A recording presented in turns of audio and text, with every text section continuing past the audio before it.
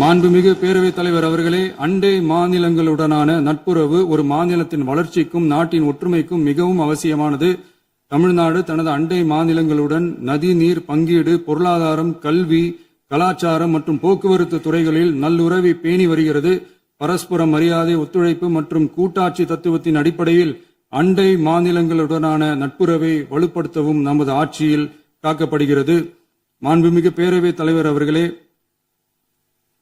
சட்டம் ஒழுங்கை பத்தி பேச்சு வந்தது. சட்டம் ஒழுங்கு சரியா இருக்கணும் அப்படின்றதுல எங்களுக்கு மாற்று கருத்தே கிடையாது.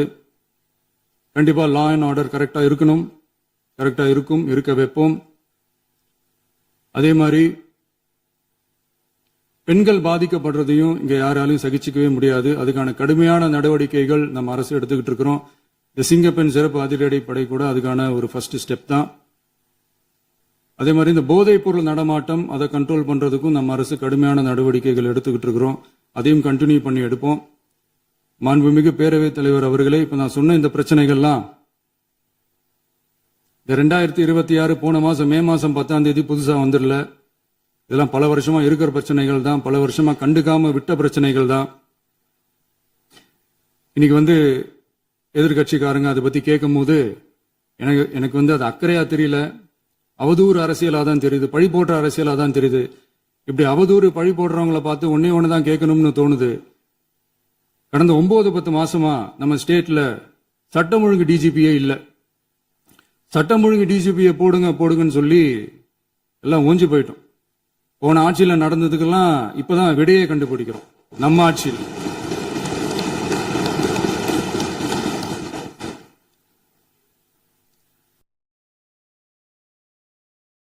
இந்த போதைப் பொருள் நடமாட்டம் தாறுமாற அப்படியே பரவி கொட்டி கிடக்குது. இதெல்லாம் இனிஷியல் ஸ்டேஜ்லயே யார் கண்ட்ரோல் பண்ணிருக்கணும்? போலீஸ் டிபார்ட்மெண்ட் அப்ப யார் கையில இருந்தது? இத்தனை கேள்வி நம்மளை பார்த்து கேட்கறாங்களே, ஒரே ஒரு கேள்விதான் நான் கேட்கணும்னு தோணுது. போலீஸ் டிபார்ட்மெண்ட்டை கையில வச்சுக்கிட்டே பிகினிங்லயே இனிஷியல் ஸ்டேஜ்லயே இந்த போதைப் பொருள் நடமாட்டத்தை ஏன் கண்ட்ரோல் பண்ணல? மனசாட்சி உள்ளவங்க இந்த பிரச்சனையெல்லாம் ஏன் நடக்குதுன்றது அவங்களுக்கே நல்லா தெரியும். இன்னைக்கு சட்டம் ஒழுங்கை பத்தி கேள்வி கேட்க கூடாதா அப்படின்னா தாராளமா கேட்கலாம். இது ஜனநாயக அரசு, மன்னராட்சி எல்லாம் கிடையாது, மனசாட்சி உள்ள மக்களாட்சி. அதனால கேள்வி கேட்கலாம், எல்லாருக்கும் எல்லா உரிமையும் உண்டு. விமர்சனம் செய்யலாம், எல்லாருக்கும் எல்லா உரிமையும் உண்டு. ஆனா நம்ம ஆட்சியில என்ன நடவடிக்கைகள் எடுத்திருக்கோன்றது தெரிஞ்சுக்கிட்டு அதுக்கேற்ற மாதிரி ஒரு நடுநிலையா பேசுனீங்கன்னா கொஞ்சம் நல்லா இருக்கும். சட்டம் ஒழுங்கை பத்தி யாருக்கு என்ன யோசனை இருந்தாலும், மக்கள் நலனுக்காக யாருக்கு என்ன யோசனை இருந்தாலும் அதை தாராளமாக சொல்லலாம். நம்ம அரசு அது காது கொடுத்து கேட்கும். ஆனா நம்ம அரசினுடைய நிர்வாக திறன் அதை பத்தி பேசுறவங்களுக்கு இந்த ஊரடிச்சு உலையில போட்டு ஊழல் மேல ஊழலா செஞ்சுக்கிட்டு அதுல இருந்து தப்பிக்கிறதுக்கு பேர் தான் நிர்வாகத்திறன் அப்படின்னு சொன்னா, அப்படிப்பட்ட ஒரு ஊழல் செய்யற நிர்வாகத்திறனை நம்ம அரசு ஒரு நாளும் செய்யாது. பொட்டி பெட்டியா பணத்தை வச்சுக்கிட்டு, பெட்டியை வச்சு எல்லாம் செஞ்சுக்கிட்டு, போதைப் பொருள் பாதுகாவல் கழக மாடல் அரசாங்கம் செஞ்ச ஒவ்வொரு ஊழலா வெளியில வந்துகிட்டு இருக்கு. டாஸ்மாக்ல அது என்னப்பா அது பேரு, பார்ட்டி ஃபண்ட், கட்சி நிதி அப்படின்ற பேர்ல அடிச்ச கொள்ளையெல்லாம் ஒண்ணா இப்போ கவர்மெண்டோட கஜானாவுக்குள்ள கொண்டு சேர்த்துக்கிட்டே இருக்கிறோம்.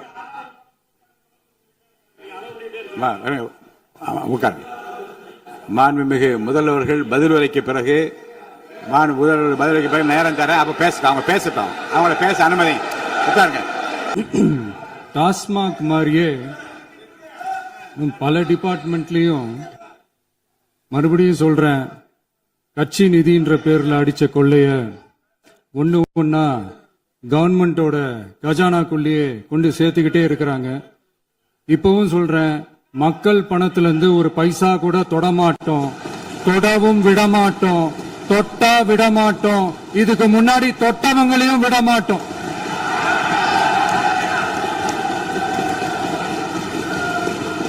ஒவ்வொரு ஊழலா வெளியில வரும் போலே, ஒவ்வொரு வேஷமா கலைஞ்சிரும் போலே இங்க இருக்கிற நிறைய பேரு நடுங்கி போய் இதுல நம்ம மேல அவதூறு வேற.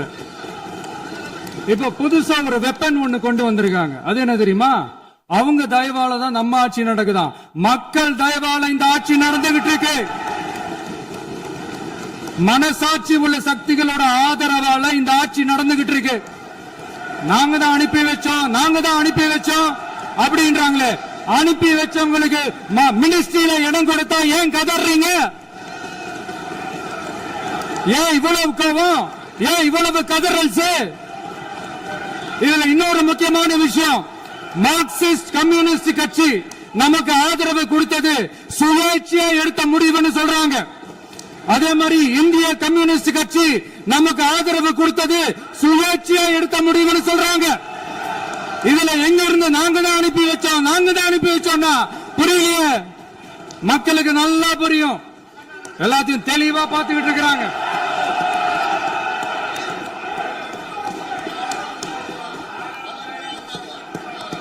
முதலமைச்சர் கண்டினியூ பண்ணலாம். மாண்பு முதலமைச்சர்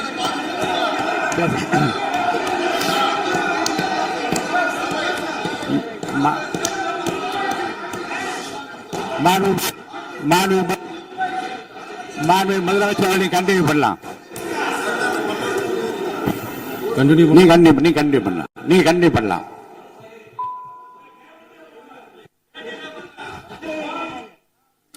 இந்த சமூக நீதி அரசுன்னு சொல்றவங்களை பார்த்து கேட்கிறேன், நம்ம பட்டியலின சகோதரர்களுக்கு எத்தனை அமைச்சர் பதவி கொடுத்தீங்கன்னு கொஞ்சம் சொல்ல முடியுமா? ஆனா நம்மளுடைய அரசுல 8 அமைச்சர் பதவிகள் யாருக்கு? நம்ம பட்டியலின சகோதரர்களுக்கு. எல்லாம் நம்ம அண்ணன், நம்ம தம்பி, நம்ம தங்கச்சிங்க. அண்ணல் அம்பேத்கர் அவர்களுடைய கிட்டத்தட்ட 100 ஆண்டு கால கனவு இப்ப நிறைவேறி இருக்கு. நான் ஏன் கொஞ்சம் சவுண்டா பேசுறேன் அப்படின்னா அவங்களுக்கு கேட்கணும்ன்றதுக்காக தப்பா எடுத்துக்காது. அதே மாதிரி பெண்களோட பாதுகாவலர் நாங்க தான் அப்படின்னு சொல்லிக்கிறவங்களை கேட்கிறேன், எத்தனை பெண்களுக்கு அமைச்சர் பதவியில இடம் கொடுத்தீங்க கொஞ்சம் சொல்ல முடியுமா? எங்க அரசுல 4 சகோதரிகளுக்கு அமைச்சர் பதவி கொடுத்திருக்கிறோம்.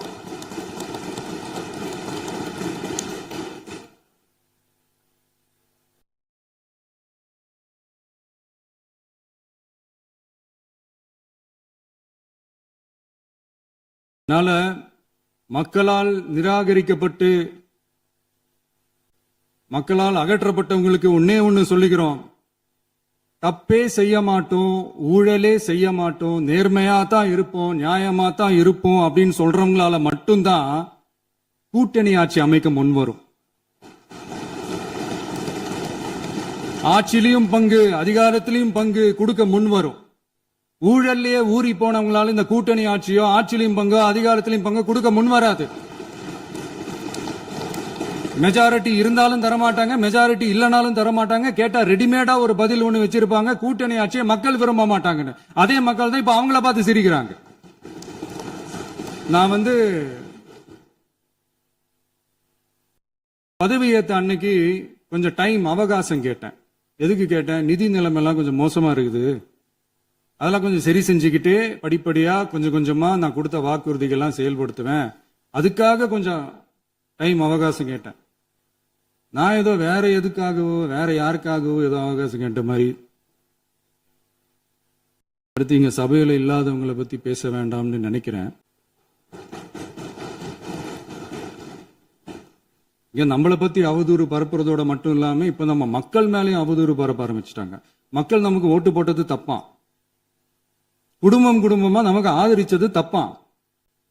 இது இப்ப இல்ல, நான் சொல்றது எம்ஜிஆர் அவர்கள் காலத்திலிருந்தே. அப்பவே அவர் ஜெயிச்சப்போ அதே மக்களை தப்பா பேசுறது. மக்கள் என்ன பண்ணிட்டாங்க, எம்ஜிஆர் என்ன பண்ணிட்டாரு, எம்ஜிஆர் என்ன இது பண்ணிட்டாரு. 50 வருஷமா ஒரே டெக்னிக்கா.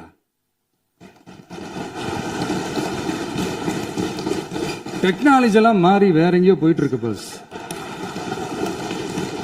இதுல கொஞ்சம் டெக்னிக்காச்சும் கொஞ்சம் மாத்தினா கொஞ்சம் நல்லா இருக்கும்.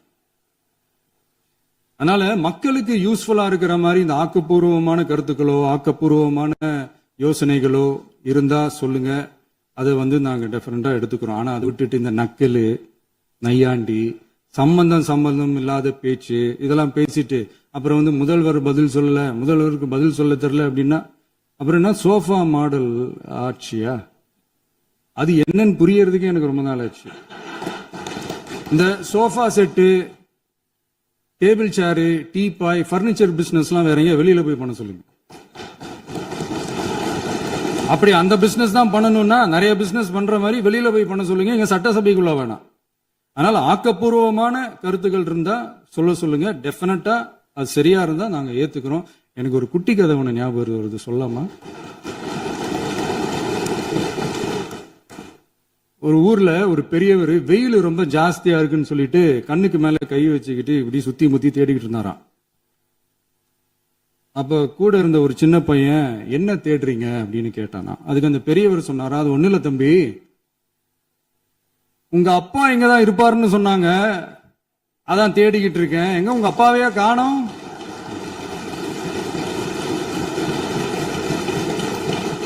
இல்ல அந்த எங்களுக்கும் நக்கலா நையாண்டியா சம்பந்தம் இல்லாத குட்டி கதை இதெல்லாம் எங்களுக்கும் பேச தெரியும். அந்த கதையில பெரியவர் அப்படி சொன்னாராம், தப்பா எடுத்துக்காதீங்க. அந்த கதையில பெரியவர் அப்படி கேட்டாராம். அதனால யாரும் இங்க டென்ஷன் ஆக வேணாம். அதனால இன்னொரு இந்த என்னுடைய உரையை முடிக்கிறதுக்கு முன்னாடி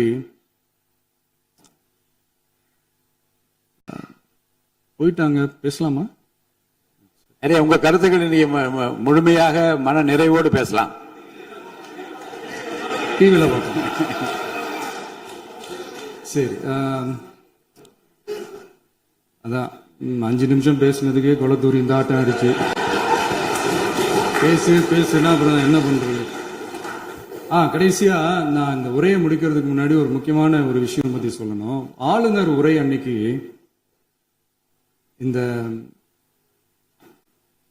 தமிழ் தாய் வாழ்த்துக்கு அப்புறம் தேசிய கீதம் பாடினது தப்பு, தேசிய கீதம் 2 முறை பாடினது தப்பு,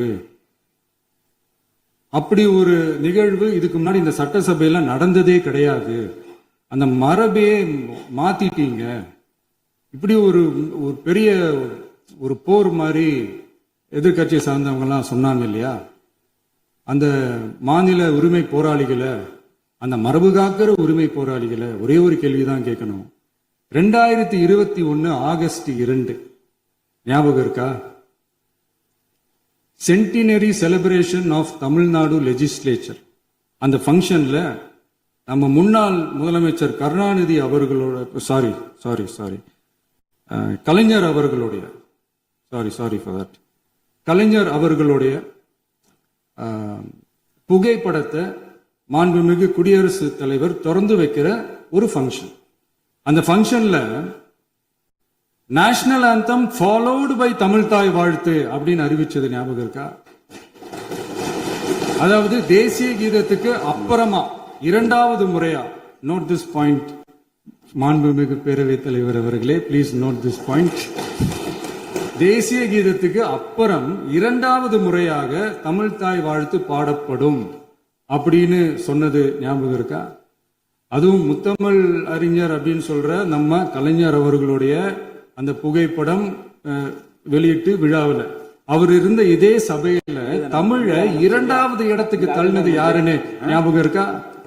அது மட்டும் இல்ல, அந்த தேசிய கீதத்தை நாட்டுப்பண் நேஷனல் ஆந்தம்னு சொல்லி அதே ஃபங்க்ஷன்ல கடைசியா ஃபங்க்ஷன் முடியும் போது செகண்ட் டைம் தேசிய கீதம் பாடினதும் ஞாபகம் இருக்கா? இதே அவையில் தான், அது அவை குறிப்பிலும் இருக்கிறது, இதே அவையில் தான் நடைபெற்றது. இந்த புக்கில் நேரத்தில் இந்த ஆதாரங்களை அளித்த மாண்பு முதல் அவர்களுக்கு நன்றியை தெரிவித்துக் கொள்கிறேன். டவுட் இருந்தா இந்த புக்கை பார்த்து தெரிஞ்சுக்கலாம். அதனால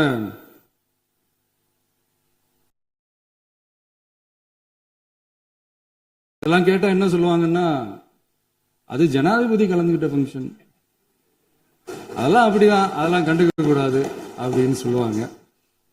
இதே மாதிரிதான் பேசுறது ஒண்ணு, செய்யறது ஒண்ணு, பேசுறது ஒண்ணு. இதெல்லாம் மக்கள் பார்த்துக்கிட்டு இருக்காங்க. எலெக்ஷனுக்கு முன்னாடி தான் அப்படி செஞ்சுக்கிட்டு இருந்தாங்க, இப்ப எலெக்ஷனுக்கு அப்புறம் அதே தான் செய்யறாங்க. இந்த விஜயையும் சாமானியர்களின் உண்மையான சமூக நீதி அரசையும் அவமானப்படுத்துறதுக்கு தான் அவங்களோட அந்த பொலிட்டிக்கல் சீனியாரிட்டி அது பயன்படுத்துது போல. சரி, செய்யட்டும், நல்லா செய்யட்டும். இப்போ ஆனாலும் நம்மளுடைய மாநில உரிமை, மொழி உரிமை, உத்தமபுத்திரர் போல வேஷம் போடுற எதிர்க்கட்சிக்கு ஒன்றை மட்டும் ஆணித்தரமாக சொல்றோம். உங்களை மாதிரி தமிழ்னு சொல்லிக்கிட்டு, மொழி, பண்பாடு, கலாச்சாரம்னு சொல்லிக்கிட்டு ரெட்டை வேஷம் போடுறவங்க நாங்க கிடையாது. உலகெங்கும் வாழும் என் தமிழ் சொந்தங்களுக்கு நம்முடைய உத்தரவாதம் தமிழ் தான் எங்க உயிர் நாடி அப்படின்றத மறக்க மாட்டோம். இப்பவும் சொல்றோம், மாநில உரிமையில எப்பவும் உறுதியா இருப்போம். அதே சமயத்துல அரசியல் வேற, ஒன்றிய மாநில அரசுகளுக்கு இடையே இருக்கிற நிர்வாக அணுகுமுறை வேற. இதுல நாங்க ரொம்ப தெளிவா இருக்கிறோம். அதனால எங்களுக்கு பாடம் எடுக்கிறதா நினைச்சுக்கிட்டு உங்க வேஷத்தை நீங்களே கொஞ்சம் கொஞ்சமா கலைச்சுக்கிட்டே வர்றீங்க, மறந்துடாதீங்க. அப்புறம்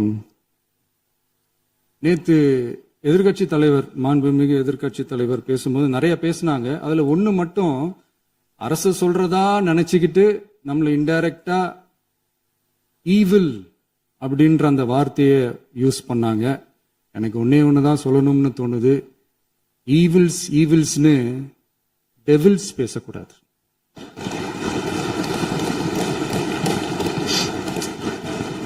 அவங்க இருந்திருந்தா ஒரு ஆக்ஷன் பண்ணணும்னு எனக்கு தோணுச்சு. எல்லாரும் போயிட்டாங்க. பர்மிஷன் பண்ணலாமா? இப்பவும் பண்ணலாம், ஒன்றும் தப்பு இல்லை.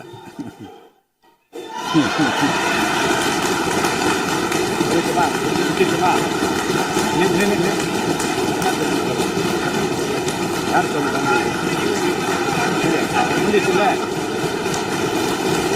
எழுந்து சொல்லணும், உட்காந்து சொல்லட்டுமா?